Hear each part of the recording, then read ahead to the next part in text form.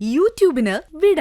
സൂര്യയിലെ എല്ലാ പരമ്പരകളും സംരക്ഷണത്തിന് ശേഷം തികച്ചും സൗജന്യമായി സൺ നെക്സ്റ്റ് ആപ്പ് ഡൗൺലോഡ് ചെയ്യൂ. കണ്ടാസ്വദിക്കാം നിങ്ങളുടെ പ്രിയ പരമ്പരകൾ. പിന്നെ വഴക്കൊന്നും കൂടണ്ട. എവിടെ പോയി എന്നൊക്കെ ചോദിച്ചിട്ട് ഒരു ചെറിയ ബഹളം. അപ്പച്ചി പറഞ്ഞിട്ടുണ്ട് നിങ്ങളെ അകത്ത് കയറ്റണ്ടാന്ന്. ഞാൻ അപ്പോഴേക്കും അപ്പച്ചി കൊണ്ടുവരാം.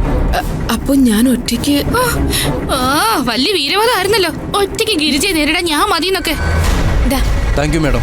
ശരി, അവരകത്ത് കയറാതെ നോക്കണം. ഞാനിപ്പോ വരാം.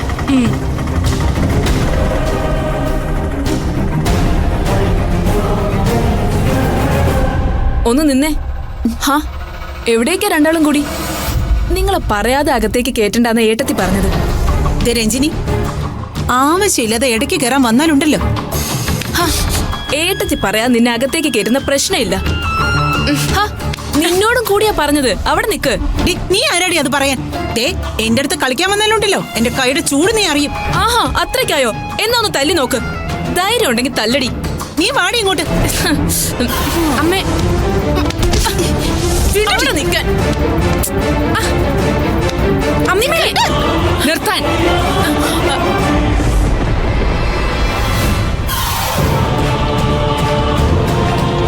എന്താ ഇത്? ചന്തയിലെ പെണ്ണുങ്ങളെ പോലെ അവർക്കിതിനും സംസ്കാരം കാണും. ഗിരിജെ, നീ നിന്റെ മോള് എവിടെ പോയതാ?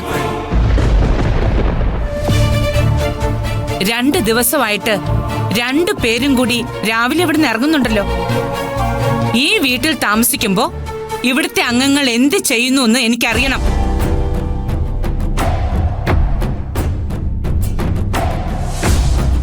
രഞ്ജിനി, ഗിരിജയും ശ്രേയും വരുമ്പോ അകത്ത് കയറുന്നതിന് മുൻപ് എന്നോട് പറയണമെന്ന് മാത്രമല്ലേ ഞാൻ നിന്നോട് പറഞ്ഞിരുന്നുള്ളൂ. ഇവരെ തടഞ്ഞു നിർത്താൻ ഞാൻ പറഞ്ഞോ? ഇപ്പൊ അങ്ങനെ ആയോ? ഏട്ടത്തി എന്നോട് പറഞ്ഞില്ലേ ഇവരകത്ത് കേറ്റരുതെന്ന്? ഏട്ടത്തിക്ക് വേണ്ടിട്ടല്ലേ ഞാൻ ഇവരെ തടഞ്ഞത്. എടി വീടെ, നീ കേട്ടതല്ലേ നിന്റെ മുമ്പിൽ വെച്ചല്ലേ ഏട്ടത്തി പറഞ്ഞത്? ആന്റി പറഞ്ഞതൊക്കെ ശരിയാ. ഗിരിജാന്റി വരുമ്പോ അപ്പച്ചിയോട് പറയണമെന്ന് പറഞ്ഞായിരുന്നു. അതുകൊണ്ടല്ലേ ഞാൻ പറയാൻ വേണ്ടി അപ്പച്ചിയുടെ അടുത്തേക്ക് പോയത്. അല്ലാതെ തടഞ്ഞു നിർത്താനൊന്നും അപ്പച്ചി. എടി, നിന്നെയൊക്കെ വിശ്വസിച്ച് എന്നെ വേണം പറയാൻ. യതിയേട്ടൻ അപ്പോഴേ പറഞ്ഞതാ ഈ വീട്ടില് 2 അടുപ്പും 2 വിളമ്പലും ആന്ന്.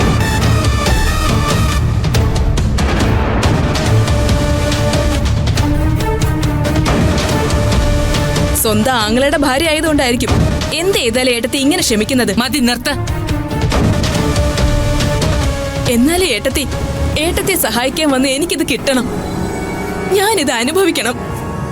ഏട്ടത്തിക്കെതിരെ, ഈ കുടുംബത്തിനെതിരെ ഇത്രയൊക്കെ ദ്രോഹം ചെയ്തിട്ടും ഗിരിജയോട് ഏട്ടത്തിക്കൊരു ദേഷ്യവും ഇല്ല, പരാതിയും ഇല്ല. ഇപ്പൊ തെറ്റുകാരി ഞാനായോ? ചേച്ചി എന്നോട് ക്ഷമിക്കണം.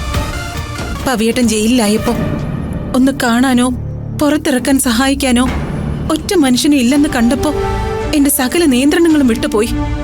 എന്താ വിളിച്ചു പറഞ്ഞെന്നോ എന്തൊക്കെ ചെയ്തെന്നോ ഒരു ഓർമ്മ പോലും എനിക്കില്ല.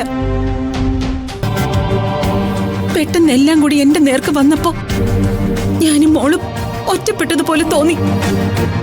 അതാ ചേച്ചി അതിന് ഞാൻ അതേക്കുറിച്ചൊന്നും നിന്നോട് ചോദിച്ചില്ലല്ലോ. ഞാൻ ചോദിച്ചത് നിങ്ങൾ അമ്മയും മോളും കൂടി എവിടേക്കാ ഇറങ്ങിപ്പോയതെന്നാ.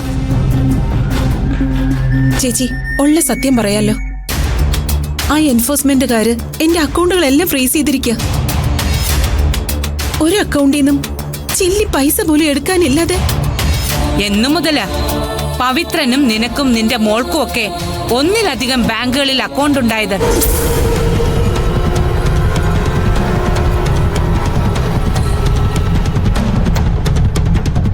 അതിലൊക്കെ എന്നു മുതലാ കാശിങ്ങനെ അടിഞ്ഞുകൂടാൻ തുടങ്ങിയത്? ഇവിടെ നിന്റെ ഒക്കെ അക്കൗണ്ടുകളിലൊക്കെ നിറഞ്ഞു കവിയുമ്പോ പോലും നീയും നിന്റെ മോളും ഓരോ കുഞ്ഞാവശ്യത്തിന് പോലും എന്നോട് വന്ന് കൈ നീട്ടുവായിരുന്നല്ലോ.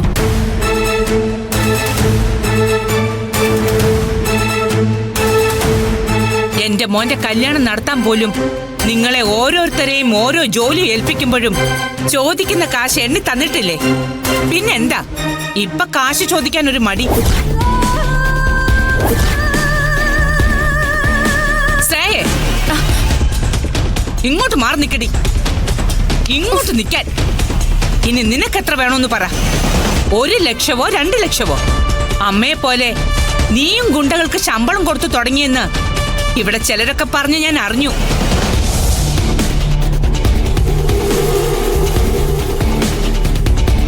ഗിരിജെ, പവിത്രന് ജാമ്യം എടുക്കാനാണോ അതോ ടൂറിന് പോയ എന്റെ മോനെയും മരുമകളെയും വഴിയിൽ തടഞ്ഞു നിർത്താനാണോ നിനക്ക് കാശിന് ഇത്രയ്ക്ക് അത്യാവശ്യം?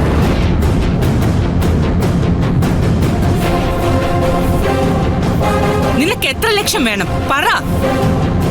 എത്ര വേണമെങ്കിലും ഞാൻ എടുത്തു തരാം. ലോക്കറിലെ പൈസ വെക്കാത്തതുള്ളൂ. എന്റെ അക്കൗണ്ടിലൊക്കെ കാശുണ്ട്. ആരും ഫ്രീസ് ചെയ്തിട്ടില്ല. ഒരിക്കലും അതാർക്കും ഫ്രീസ് ചെയ്യാൻ പറ്റുകയില്ല.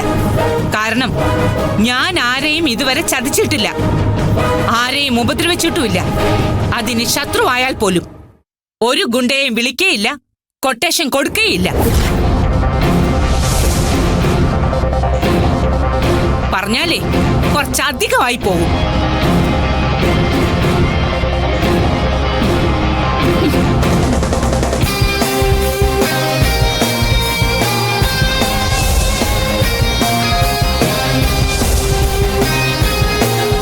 നീ വാടി.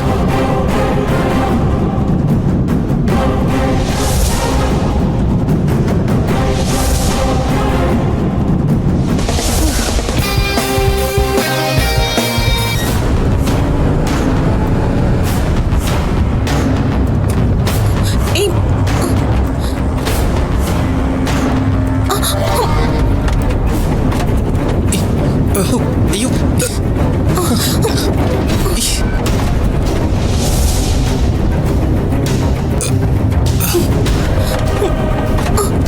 എന്ത് പറ്റി വിഷ്ണു?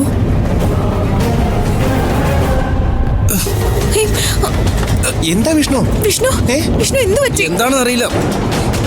എങ്കിൽ നിർത്താൻ നോക്ക്. ബാലൻസ് കിട്ടുന്നില്ല. എന്ത് ബാലൻസ് കിട്ടുന്നില്ലെന്നോ? ടയർ പഞ്ചറായെന്നാ തോന്നുന്നു.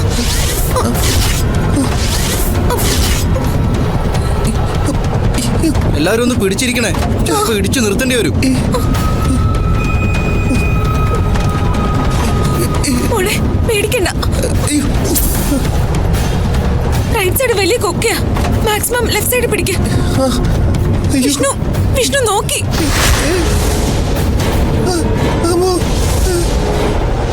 അഞ്ചു പിടിച്ചിരിക്ക. എനിക്ക് എന്റെ അമ്മയെ കാണണം. രൂപേഷേട്ടാ പേടിക്കണ്ട, ഒന്നുമില്ല. അയ്യോ ഭഗവാനെ, രക്ഷിക്കണേ. എല്ലാരും മുറുക്ക പിടിച്ചോ.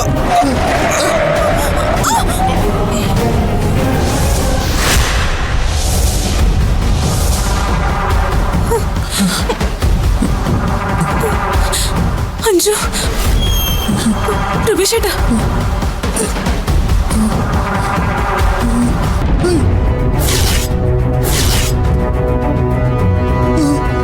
ഭയങ്കര കൊക്കയാ.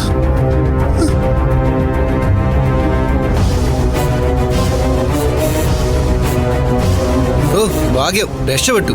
താഴെ വലിയ കൊക്കയാ.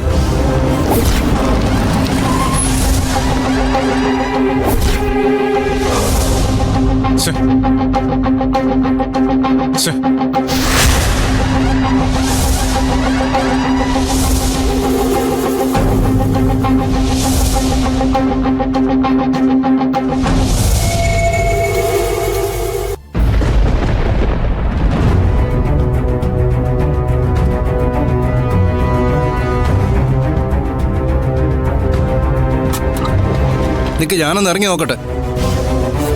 വാടാ.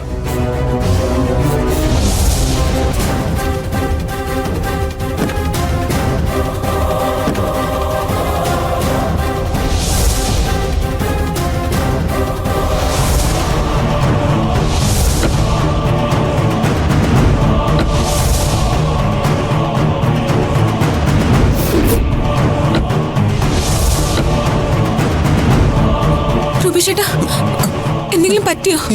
ഇല്ല. എന്താ പറ്റിയത്? ടയറൊന്ന് പഞ്ചറായതാ. വലിയ ഉപകാരം, നിങ്ങൾ വന്നില്ലായിരുന്നെങ്കിൽ. ഹേയ്, അങ്ങനെയൊന്നും വിചാരിക്കണ്ട. നമ്മളൊക്കെ മനുഷ്യരല്ലേ.